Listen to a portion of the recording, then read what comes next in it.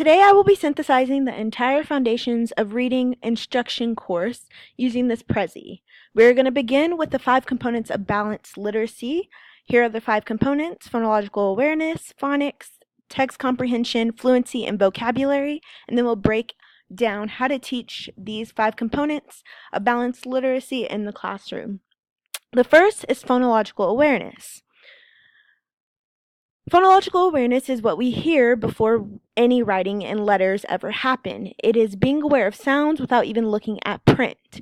Children even younger than preschool begin developing their phonological awareness, and a part of phonological awareness is phonemic awareness.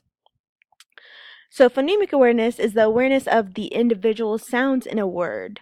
These individual sounds are called phonemes, and they disregard the letters in the word. Phonological awareness and phonemic awareness are not interchangeable. Phonemic awareness works under phonological awareness, and after the students know the sounds well enough, then they can determine the phonemes. There are different stages of phonological awareness that is basic to complex, which is rhyme, alliteration, sentence segmentation, syllable segmentation, which includes the leading and manipulation, onset and rhyme, isolating and segmenting phonemes, blending and deleting phonemes, and manipulating phonemes. And they go from less complex activities to more complex activities that can be taught between the ages of kindergarten and 3rd grade and kind of throughout education. So second of the big 5 is phonics, which is the study of phonemes and the letter symbols used to represent specific speech sounds in reading and writing. So when you add letters to sounds, it then becomes a phonics skill. Digraphs, diphthongs, consonant blends, syllables, and more all fall under phonics. Phonological awareness and phonics both fall under decoding or word recognition. So that's kind of how they relate to each other. The third of the big 5 is text comprehension, which falls under comprehension. Comprehending reading is understanding what you're reading. It is processing the words in a meaningful way. There are 3 levels of text comprehension, or comprehension in general, which is literal, interpretive, and evaluative. And there are also factors that influence comprehension.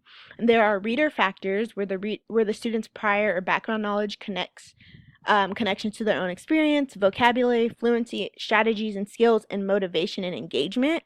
And there's also text factors such as genres, text structures like cause and effect and problem and solution, and text or access features such as headings and dialogues that are factors of comprehension. And then there are other things that also have factors, and we'll get into that later in the Prezi. The fourth of the big 5 is fluency, which falls under both decoding and phonological awareness and phonemes, and falls under comprehension with vocabulary and text comprehension. So this falls under decoding and comprehension. Fluency falls under both. Fluency is not just about reading words correctly at a fast pace. It is the ability to read quickly, accurately, expressively, and with comprehension. Fluent readers can phrase text and read with expression and pause appropriately. They can read at a specific pace with automaticity and with porosity. There are 6 dimensions of fluency: pausing, phrasing, stress, intonation, rate, and integration. There are also 3 main factors that contribute to fluency. Like there were factors in comprehension, there's factors to fluency, which are language knowledge, background knowledge, and word identification skills. So what is being read and the amount of practice with the text also can be factors affecting fluency, which is done through guided reading. So the amount of times that you read a text, or the amount of times that you practice, which you practice during guided reading, and read alouds and shared and independent reading also influence and is a factor of fluency. The fifth of the big 5, or the fifth of the 5 components of balanced literacy, is vocabulary. So vocabulary falls under comprehension along with fluency and text comprehension. There are 4 different types of vocabulary: speaking vocab, which is the words you say in conversation; listening vocabulary, which are the words that can be understood while listening; reading vocabulary, which are the words that can be recognized with understanding; and writing vocabulary, which are the words that can be used in writing. Vocabulary goes with comprehension because a rich vocabulary increases comprehension and learning. And vocabulary growth happens during guided reading, read-alouds, and shared and independent reading. And you can teach vocabulary indirectly during read-alouds discussions, and incidentally, you can also teach it directly using explicit strategies. So yes, there are the 5 components of balanced literacy, but there are 4 ways to teach them. So this is how to teach balanced literacy in the classroom. The first is interactive read-alouds. So in doing this, it is important to activate interactive read aloud is when the teacher reads to the class in an engaging way. When doing this, it is important to activate background knowledge, teach new vocabulary, make predictions, and ask comprehension questions. So teaching new vocabulary builds in with the vocabulary component of balanced literacy, and asking comprehension questions using comprehension prompts is how to tie in text comprehension into interactive read aloud. The next is independent reading. This is when students take the time to read on their own independently. This can improve students' phonics skills when they use whisper phones to hear sounds and connect them with letters. And then this can also help with fluency, because if the student is reading the book over and over again, then the practice will help with the fluency of the reading.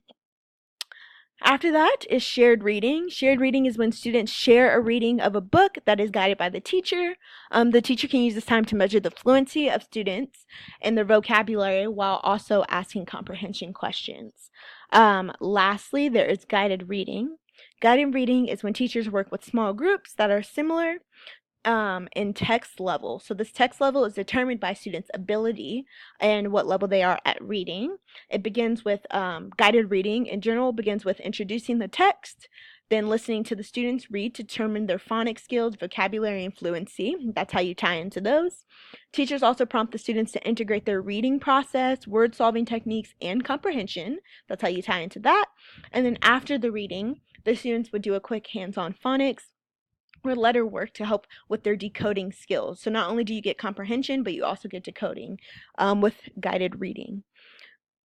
So between teaching phonological awareness, phonics, text comprehension, fluency, and vocabulary using interactive read-alouds, shared reading, independent and guided reading, they all come together to bring in the meaning of balanced literacy, which is the foundation of reading education. These come together to teach and support students in their reading development.